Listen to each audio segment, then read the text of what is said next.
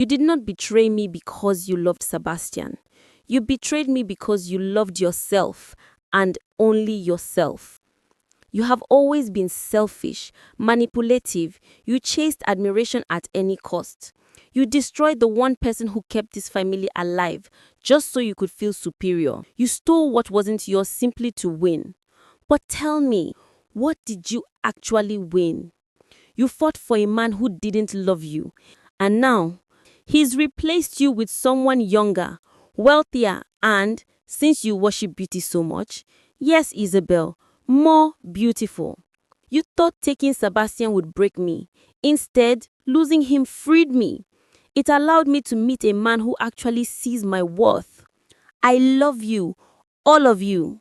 But I will not allow anyone, family or not, to drag me back into the shadows I fought my way out of. A few years ago, Lucy's life was nothing like this. Lucy arrived in Port Harcourt with nothing but a small bag and her savings. She rented a tiny one-room apartment, barely large enough for a mattress, and took the first job she could find, washing dishes in a smoky roadside restaurant. She worked from dawn till nightfall, scrubbing plates until her fingers blistered, but she never complained. Every penny she earned went into a small envelope under her mattress, her education fund. Her dreams had been delayed, not destroyed. Meanwhile, back home, Isabelle married Sebastian in a wedding that looked like a scene from a magazine. Gold chandeliers, imported lace, expensive wines flowing like water. Her siblings, who once cried when Lucy left, dried their tears with surprising ease. The truth was simple. They had never loved Lucy the way she loved them. They had merely feared losing the one person who fed, clothed, and held the household together. But Isabelle stood them effortlessly. "Don't worry," she told them. "Sebastian and I will take better care of you than Lucy ever did." And just like that, Lucy faded from their lives. Back in Port Harcourt, Lucy's life took a small but significant turn. One evening at the restaurant, she overheard two customers discussing part-time courses at the University of Port Harcourt. The conversation lit a spark in her heart. She didn't need to abandon her dreams, only to fight harder. But the tuition fee was far beyond her reach. Then fate intervened. While walking home one evening, she helped an elderly woman struggling with her groceries. The woman, Mrs. Lawson, turned out to be the wife of a wealthy businessman. Moved by Lucy's kindness, she offered her a position as a cook in their home. The Lawsons were nothing like the people Lucy had known. They treated her with dignity. They encouraged her education. They believed in her. And then she met their son, Henry. At first, Henry barely noticed her. He was used to polished, glamorous women, not the quiet young woman with simple clothes and tired eyes. But as the days passed, he began to see what others overlooked. She carried strength forged by hardship, grace shaped by humility, and a beauty that radiated from within. He fell for her gradually and completely. He took her shopping, not to change who she was, but to help her see who she was becoming. When she stood before the mirror, she barely recognized the poised, elegant woman staring back. When Henry proposed, Lucy realized she had finally found someone who saw her worth.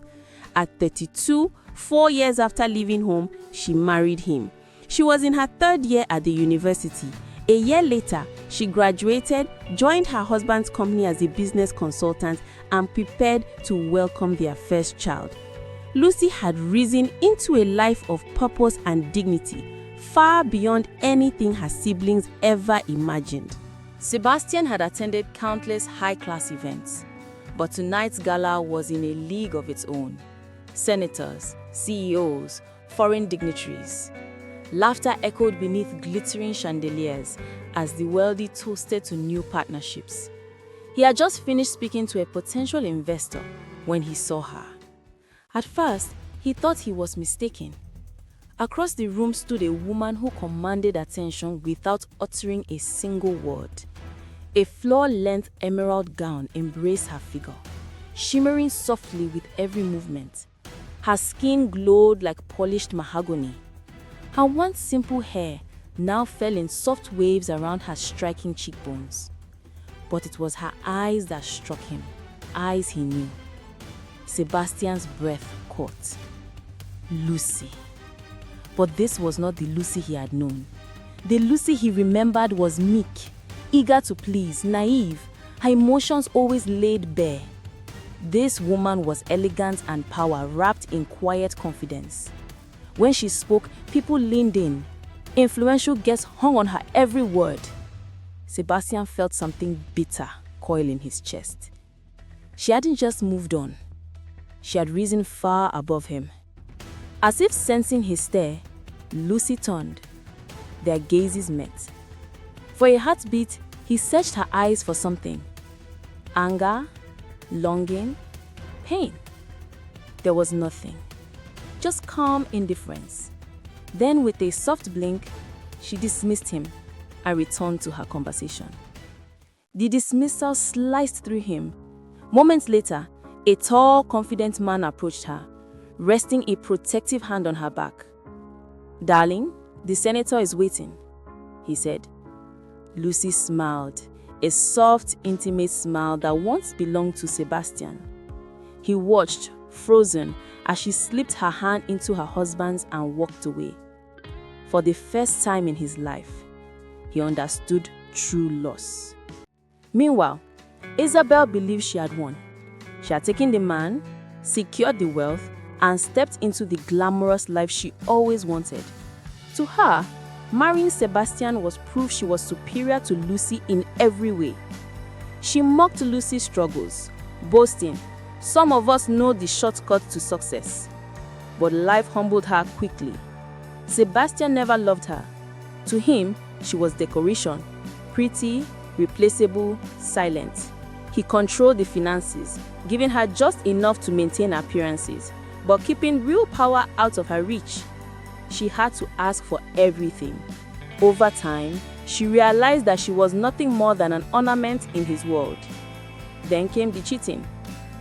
It began as whispers she refused to believe. "Sebastian loves me," she assured herself. "He wouldn't risk our marriage." But denial shattered when she saw the truth. Lingering touches, lipstick stains, bold disrespect. The final blow came when her younger brother Ethan asked Sebastian for help with his tuition, only to be mocked and dismissed. "I married your sister, Ethan, not your family. If you can't afford school, learn a trade." Ethan's voice tightened.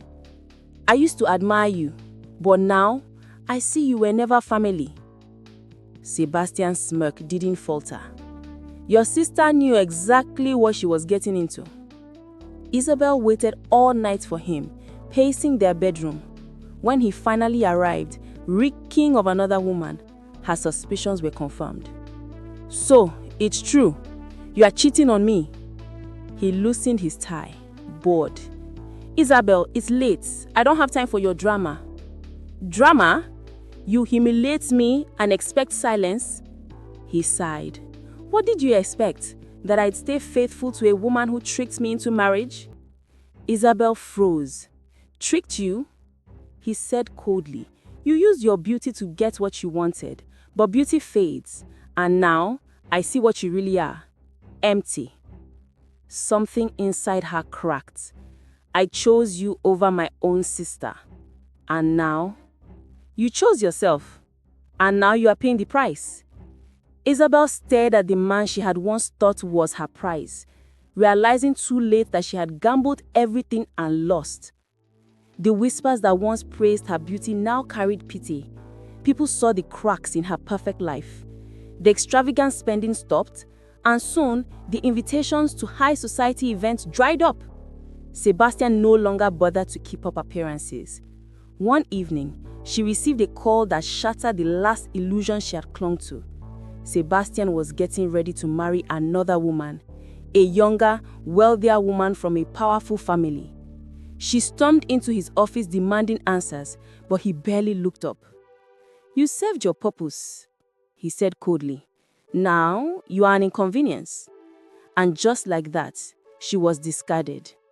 Only then did she understand Lucy's pain, the betrayal, the indifference. But unlike Lucy, she had no one left. Her siblings were far from sympathetic. Ethan looked at her coldly and said, "Lucy gave up everything for us, yet we never cared. Now you expect us to care for you?" Alone and broken, Isabelle was left to pick up the pieces of the life she had so ruthlessly built on the seat. She had been the golden child, the one who always had everything. Now, she had nothing. No marriage, no respect, no money. One evening, as Isabelle and the others watched television, a familiar face appeared on the screen. Lucy. She stood on a stage at a prestigious business summit, speaking with confidence and grace. The once plain sister they dismissed now radiated power and influence. Their jaws dropped. Lucy hadn't just survived, she had flourished. Guilt washed over them. They had mocked her simplicity, never realizing she had been the strongest among them. Desperate to make amends, they tracked her down. They arrived at Lucy's mansion, but the security personnel refused them entry. So, they waited. Minutes stretched into hours. The sun rose, burned, and faded. Still, they remained. Tired, ashamed, broken. Lucy watched from an upstairs window, her heart heavy. Finally, Lucy stepped outside, the evening light catching the soft shimmer of her emerald kaftan. Her posture was straight, regal, untouchable. She hadn't been surprised when she was informed that 4 people claiming to be her siblings were at the gate, waiting. She had known this moment would come. Sebastian's wedding to the new woman had been publicized everywhere. Blogs, social media, society pages. A glamorous celebration of his fresh start. Lucy had seen it all. She knew exactly what it meant. If her siblings ever discovered she was thriving, it would only be a matter of time before they came crawling back. After all, she had carried their weight for years, and now that Sebastian, their main benefactor, had abandoned them for someone younger, richer, and more glamorous, she understood their pattern. They would pretend remorse, mask selfishness with tears, and hope to reclaim what they had once taken for granted. And here they were. Her siblings froze.